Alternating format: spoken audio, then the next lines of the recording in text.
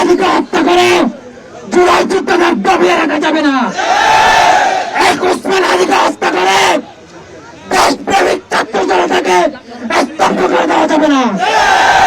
আমরা ইতিমধ্যে লক্ষ্য করেছি তারা ওসমান হাদিকে হত্যা করার মধ্য দিয়ে আমাদের জুলাইয়ের অন্যতম সৈনিক আস্তাদ আব্দুল্লাহ, ডাক্তার বিবি সাদিক কাইম সহ একাধিক দেশপ্রেমিক জুলাইয়ের নেতৃত্ব দানকারী ছাত্রকে তারা হত্যার পরিকল্পনা হাতে নিয়েছে। আমরা বলে দিতে চাই, আমরা হাসিনাকে দাঁড়িয়েছি মাত্র 36 দিনে। সুতরাং ভারতীয় আধিপত্যবাদকে যারা ভারতীয় আধিপত্যে প্রশ্রয় দিবে, আশ্রয় দিবে, আমরা তাদেরকে এই বাংলার জমিনে 5 মিনিট অধিকার রাখতে দেব না। আমরা বলতে চাই, আমাদের ওসমান হাদি ভাই বলে দিয়েছেন, আমাদের ইনসাফের লড়াই একদিনের নয়, আমাদের ইনসাফের লড়াই একদিনের নয়।